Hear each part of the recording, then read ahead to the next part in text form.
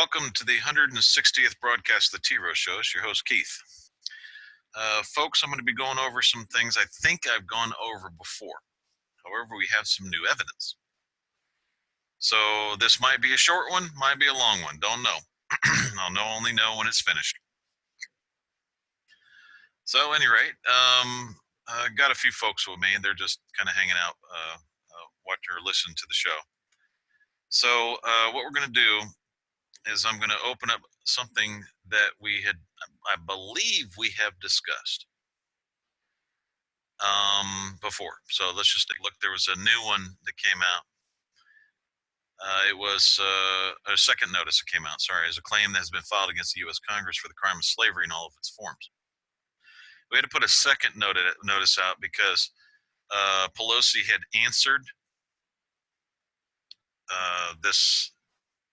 this right here indirectly, this claim against the U.S. Congress. So we had to put a second notice out and basically tell her, no, that's not, you're misinterpreting what we're saying. There's a misinterpretation. What Pelosi was saying was, well, we impeached Trump, so therefore, which actually they haven't yet, but legally, therefore, we're getting rid of slavery and a dictator. That's what she said on impeachment day. But this was just after right here. So what we had to do is we had to refile this. I put in a second notice as an answer to say, this was on the 19th. I think it was on the 18th when she said that.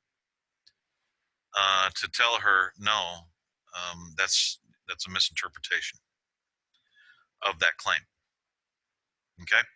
So that's been redone.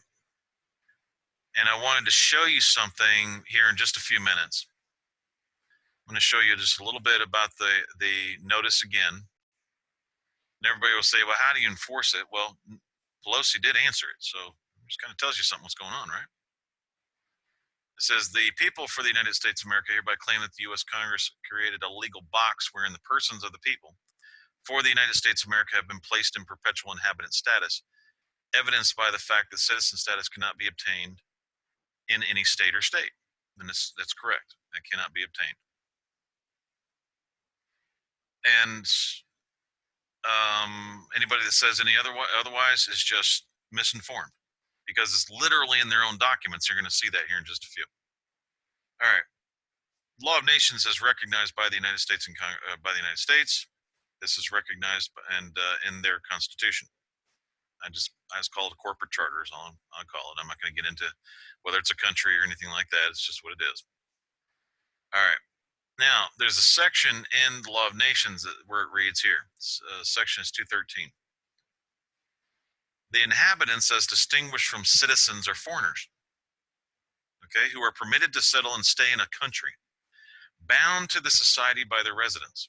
Okay, so that means if you're a resident of a state, you're not a citizen of that state, you're an inhabitant of that state. If you don't have a citizen certificate and you've never taken an oath anything, you're an inhabitant. Whether you like it or not, there is no such thing as birthright citizenship. There is no such thing as anchor babies.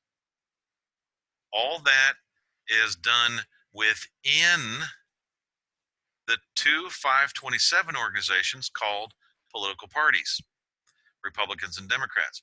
When you vote, you're not voting in a nation's elections or a country's elections. You're voting in a political party's elections. I'll explain that. The political parties have their elections. That is where you're voting. You're not voting, it just happens to mimic a constitution. It's not actually, all those political parties are mimicking the Constitution. They're 527 organizations, which means they're private companies. They're not even subject to the Constitution or to their Constitution. They're privately owned. Private contracts, they have their own committees, all their own crap. They make all their own rules. They just make it appear as if they're a nation, but they're not. That's why I went and checked on this one time. I said, I checked on Bush Gore. I think it was Bush Gore 2000 or Bush Gore in 2000. I think it was in that election. And I checked it, and it was a private company. It was created offshore. His logo and everything on that. Go check the logos if you don't think I'm you think I'm crazy. Uh, Check the logos and the names of those things, and you'll find them that they are offshore companies. So you're seeing a mimicking of something. All right. So you're only you would be considered a U.S. citizen in God We Trust. So it's a private trust that you were considered a citizen, and which has its collections section of the trust, and that's called the Internal Revenue Service or the Internal Revenue Trust. There's like 60 something of them, or 70 of them, and they're all over the world. So you have to realize that that's what's happening. So when you have the inhabitants as distinguished from citizens or foreigners, you're thinking, well, this is the law of nations. This does have to do with us. Well, it has everything to do with us because it sits right there in their Section 8 to define the punishing piracy felonies committed on the high seas and offenses against the law of nations. The U.S. recognizes the law of nations.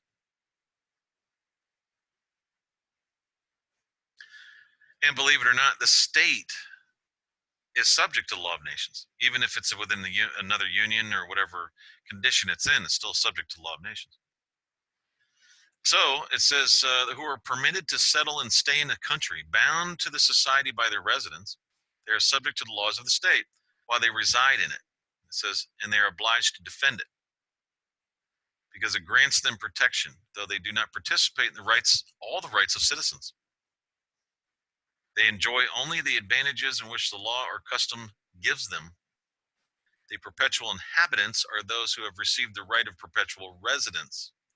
These are a kind of citizens of an inferior order and are united to the society without participating in all of its advantages. Their children follow the condition of their fathers, and as the state has given this to these the right of perpetual residence, their right passes on to their posterity.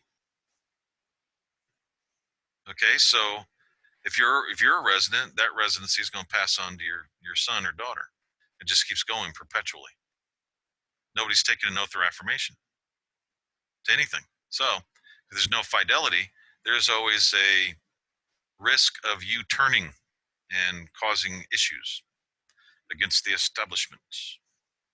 Okay? So remember, the inhabitants as distinguished from citizens means as separate. It's different from citizens or foreigners. Okay? Now, if you don't believe me, this is the law of nations here. So I'm just going to click that and it's right there. Same thing. 213 inhabitants. An inferior order. You wonder why all your rights are being taken. Well, they gotta get the guns out of the hands of the inhabitants. And then people go, well, I'm a resident, so I don't care. You know what? As long as everything's fine, no big deal. Okay, no problem. And move on to the next show. So here's this one here. All right. Now, certain provisions consolidated still act in Consolidation Act still in force. Okay.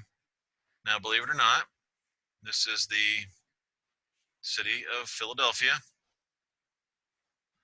and this is what they say. The corporate name of the mayor, aldermen, and citizens of Philadelphia shall be changed to the city of Philadelphia. And the boundaries of the said city shall be extended so as to embrace the whole of the territory of the county of Philadelphia. Now, I've told people this years ago, not in 1996, that the cities were extended to the counties, all the way to the county lines to get rid of the counties. We told people this, or at least I did. I have been singing it since 1995 and 1996. and all powers of the said corporation, as enlarged and modified by this act, shall be exercised and have effect within the said county and over the inhabitants thereof. Oops, there's that word. Okie dokie. Everything right there is this. Now, the citizens could be, just a group of men, a group of women. Who the hell knows? It could be about 20 or 30 of them. And that's it. I'm going to tell you a story here in just a minute as to what literally happens. Okay. And this was told me by a friend of mine that spoke to a county commissioner and told everybody exactly what happens. All right. Corporate name of the mayor, aldermen, and citizens of the city of Philadelphia shall be changed to the city of Philadelphia.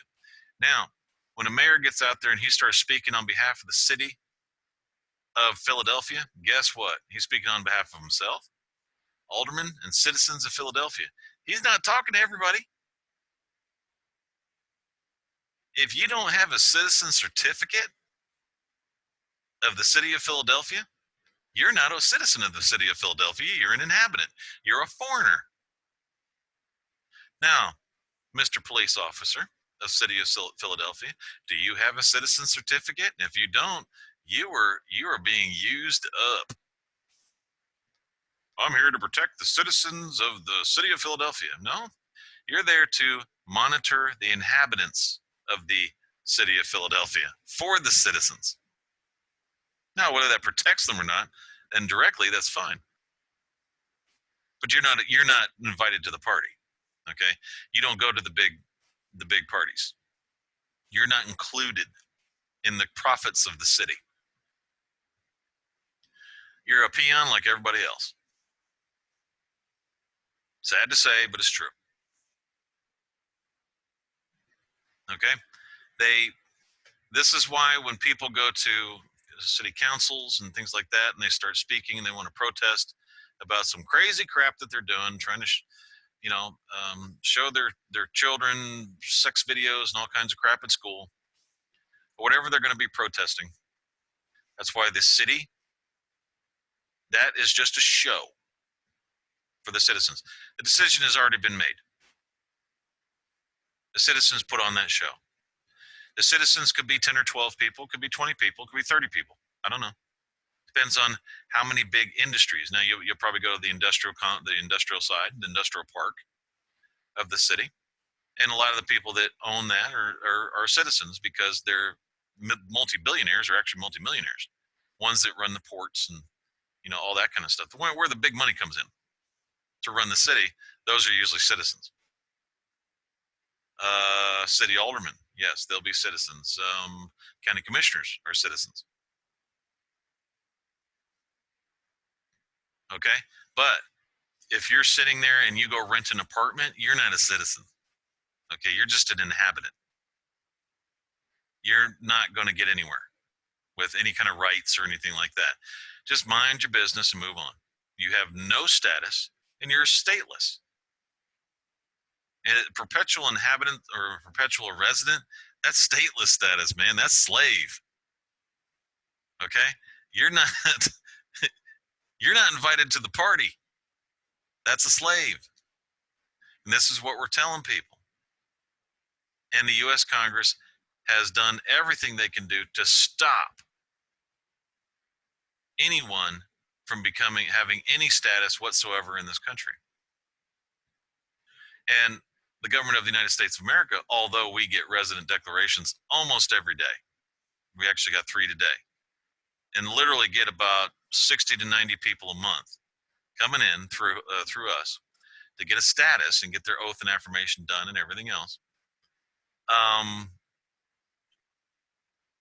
They are trying to stop that through their functionaries. Now, the functionaries are the inhabitants that call themselves police, that believe that they're invited to the show, okay, that they're invited to the party, meaning the citizen of that city. But they're not, but they don't know that. If they realize that we're actually just helping them and we're trying to stay away from the slavery, then maybe we get some help.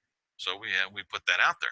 hey, we got to get some help here because every one of you guys that are fighting against it are basically saying, hey, yeah, I'm a slave owner. That's what you're saying. You're telling everybody. Now you understand why Pelosi said something. Tried to act like they handled our claim because of the evil Trump and the dictator and the slave master. Tried to transfer it over to him. Okay, so no, the claim is still there, and it's right here. You put it in your freaking sections. You're enforcing it. You're enforcing slavery. So I'll get to the story. County commissioner told us, he said, yes, I get a dividend check every year. I believe I've told this story before, but I'll tell it again. This is in Utah. He gets a dividend check every year. He goes, oh, it's not much. The city doesn't make much, but I do get a dividend check. And this is how he did it. He became a county commissioner. Once he was elected as county commissioner, he took his oath, and then he became a citizen of the city. Then he became a citizen of the state and took the state oath and has a certificate for both. Then he was offered the citizen status of a citizen of the United States, and he took that oath. And from that point forward, he was receiving a dividend check. And if anybody doesn't know what that is, just go on the IRS form. It's 1040. Just go down to, I think it's 8 or 9, and say, did you receive a dividend check this year? And that's for citizens. Those are for citizens of the United States. I'm not complaining about that. If that's what they want to do, not trying to steal people from them, from the United States, not trying to do or change anything. What I'm saying is okay, we went to the original country, back to the original country, and what we're doing is we're claiming, to have a status. Don't try to keep us your slaves, because when you do that, you just screw yourself. And don't try to play the, oh, we don't recognize you bullshit. Okay? You see how that's helping Israel today, right? And what they did and what they've been doing. Just because you don't recognize something does not give you the right to break the law. And I'm talking about not the law of either country or either company or either whatever the hell it is. I'm talking about the law of nations when I say that. So when I say somebody's violating the law, I'm not saying they're violating statutes. I'm not saying they're violating codes. I'm saying they're violating the law of nations. That's where my head is 99% of the time. Law of nations. So, whoop, that's violation of the law. So you have to understand there's a greater law that is recognized throughout the world, and all countries, regardless, still operate under it. Law of nations. They do. This is how they operate. So obviously they do, because how did they know to put the word inhabitants right here in the city of Philadelphia? How would they know that that is a status? Some lawyer knew that and put that in there. And he knew to consolidate the mayor, aldermen, and citizens into one name, so that when they made speeches, it sounded like they were talking about everybody, so everybody thought they were talking about them. You see, when they do a State of the Union type thing and all this other BS, they're just talking to the citizens of the United States. They're not talking about anybody else. If you don't have a citizen certificate, they're not talking to you. It doesn't apply to you. And nothing the man says applies to you, because you're not a citizen. You're a slave. Products. Okay? It's called products of human conception. That's called a live birth. Go look up the definition of live birth. It's product of human conception. Unless that product has a status, it's a slave. It's a product. So this is what the government of the United States of America does. We get resident declarations in. We process everything through, make sure that you're not believing that you're some kind of crap freaking indigenous Indian thing. It's some other kind of bullshit that people want to claim. We There's other qualifications that we look for, and it takes anywhere from 60 to 120 days to get you sent through to where you can go take your oath and affirmation, which at that time you'll feel like a huge weight is off your shoulders, and then you'll deal with the problems of your former masters, the ones that still believe they own you. And these are ways that we teach you and teach about how to do alien tort claims and all this kind of thing. We teach you how to write affidavits and basically, anything else that we can offer for you. But we'll teach you trusts and companies and starting your own company and business and all that. You'll be on your own, like you want to be. So this is the second notice. I'm waiting, and others are waiting until about January to see what Congress is going to do about this. And basically, what we're needing them to do is to back their people off. Once people get here and once they realize what's going on, they're awake. They're not going back. Okay, so you're messing around with people's conscience and their brains and their thinking and everything else. They're not going back. They don't want to go back. They're done. They seek us out because they have come to a maturity level that means that I'm tired of this and I don't want to be treated like this anymore. Some people like being slaves. They don't, as long as you keep them comfortable, tell them they got a good credit rating, give them their phone, um, you know, uh, do shows like ET and stuff like that. It keeps them busy. They're fine with that. They watch shows like Ellen and crap, and they're perfectly happy with it. Nothing wrong. I'm not even talking to those people ever. Those people are perfectly fine with their situation. They don't even have a clue as to what a status is. They're going around in their lifetime and they're perfectly happy and content.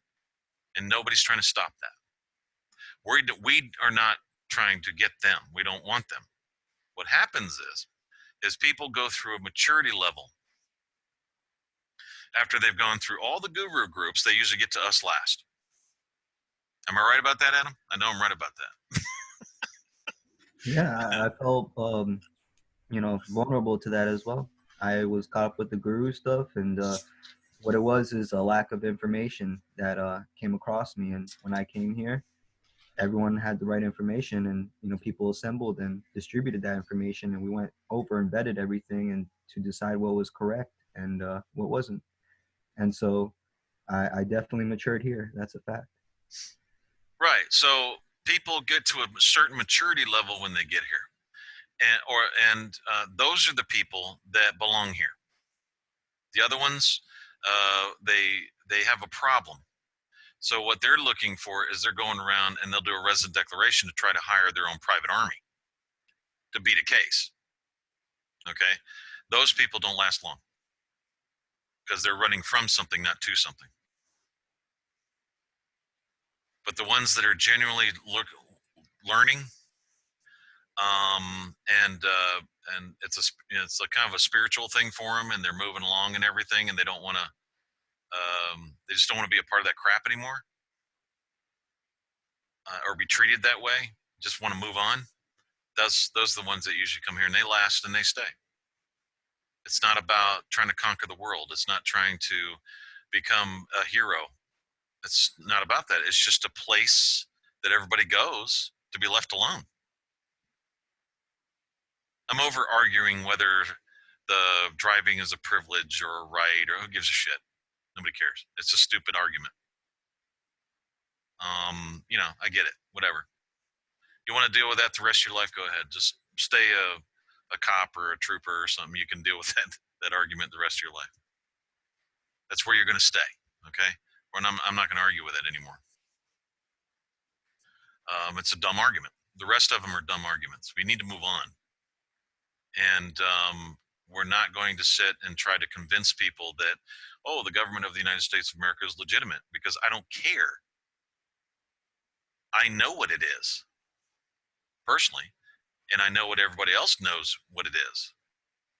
The ones that don't know what it is, they will say whatever stupid crap that comes to their head. But guess what? In 6 months, they go, holy crap, this is a real government. The more intelligent they are, the more we teach them, the more they realize that it is a real government because they've never seen one before. We had one of them actually for a while, for about 3 months. We were having a big long line of people. It was about 20 people coming through, or 30 people. And they were all saying, I don't understand why you don't get a hold of us.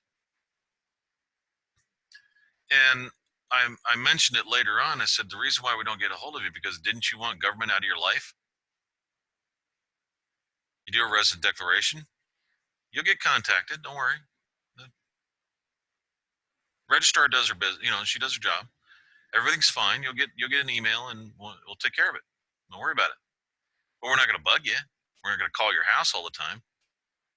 I thought you wanted government out of your life. So we have to deal with old habits, a lot of old habits, and that's true. So we have to work our way, and it's kind of a juggling act, dealing with the different personalities and dealing with the different levels of intelligence and study, and then having to deal with people that call some of our people and try to fearmonger them, scare them, and then they realize, oh, wait a minute, yeah, that was a lie. It was all a lie. They tried to scare you away from a place of peace. They're jealous. That's all it is. Just jealous. Or they're not ready and they don't want you going. However, we just have this one issue. We don't have a lot of issues.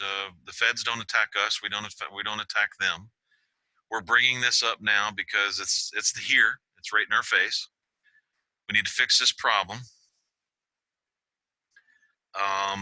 that we have with, and it's not a widespread problem. It's just maybe 5 or 6 cases, but that's still too many in my book. It shouldn't be any cases.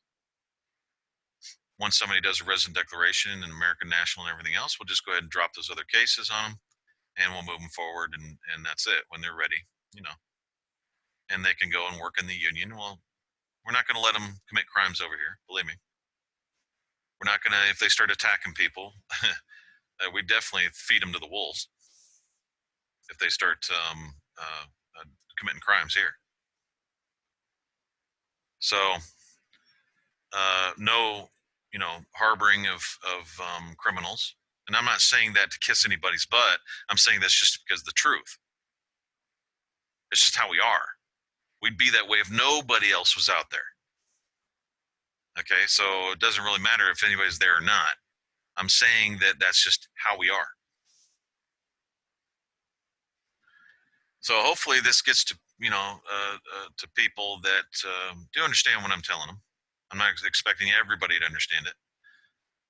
It's not condescending. I'm just saying that I'm talking about their side, on their corporate side. They're functionaries. So we'll see if we can get something worked out here to where it can be at an equitable condition. And I will explain this one thing for about 3 minutes, and that's going to be the end of this show. Okay? To let them understand I do get it as to what they're trying to get done as far as the New World Order is concerned. So here we go.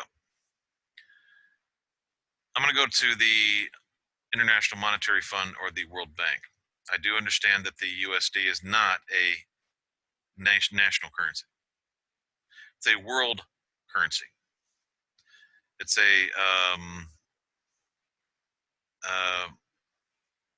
it's just a world currency. Okay, and I understand that the yuan is trying to take that spot. They call it the global currency, which means that to everybody else, this means that if Mexico wants to do business with Canada, they have to go through the United States. They have to go through the USD. as the global currency exchange. They're trying to make it to where the yuan has taken that place. I do get that. Okay, so we're going to go around that direction, get over to the IMF and the World Bank, and see if we can't get some of these issues straightened out. Okay, and so just so everybody else kind of gets the idea of what's going on, I can bring it down to a Star Wars movie. How about that? Where they had the pod racing, where little Anakin was doing pod racing, and everybody should remember that because it was the worst movie they had in the whole series. And the Qui-Gon and the little bug there was arguing over he cheated over the debt or over this bet they'd made. They said, well, we can take it to the Hutts. Okay, so basically it was a market. So what they're trying to set up, folks, is a world market. Okay, if there's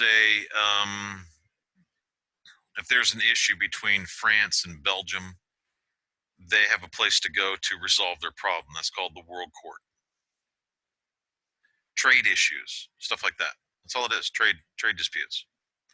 And they're trying to bring in a new world order or a world government to handle international trade disputes. And they're thinking that if they do that, that they'll have peace. That's what they're trying to. That's their accomplishment. That's the thinking. Whether it'll work or not, I don't know. I have no idea. Honestly, myself, I have no idea. I haven't really even thought about it. I don't think it will, but I mean, that's my first opinion of it. Let's put it that way. As by thinking about it, I don't know if it will or not. But anyway, it's I